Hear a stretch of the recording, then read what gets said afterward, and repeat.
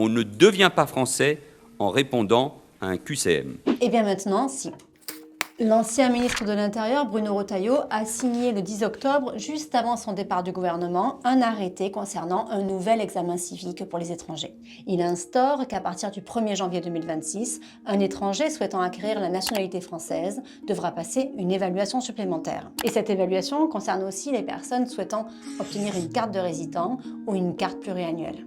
Et il s'agit d'un QCM. 40 questions de culture générale et de mise en situation. L'étranger obtiendra 1 point par bonne réponse et pour réussir l'examen, il devra avoir un taux de réussite de 80%.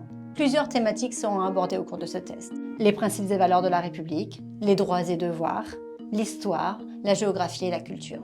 Le test sera payant et pourra être passé autant de fois que nécessaire. Actuellement, et donc jusqu'au 31 décembre 2025, pour être naturalisé français, il faut remplir les critères administratifs, comme le fait d'être résident sur le territoire depuis au moins 5 ans, justifier d'un niveau B1 de français à l'oral et à l'écrit, passer un entretien d'assimilation. Au cours de cet entretien d'assimilation, l'étranger doit répondre à des questions sur les mêmes thématiques que celles qui seront abordées dans le futur QCM. L'organisation politique, les institutions, les droits et devoirs, la géographie.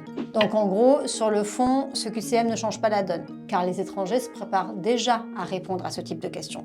Selon Jules Lepoutre, professeur de droit à l'Université Côte d'Azur, cet examen va simplement complexifier les choses. La différence majeure à partir du 1er janvier 2026, c'est surtout le relèvement du niveau de langue. De B1 actuellement, il va passer à B2.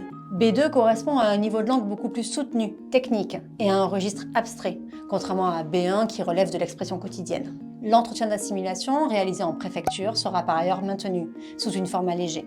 C'est lors de cet entretien que les étrangers sont évalués sur leur adhésion aux valeurs françaises.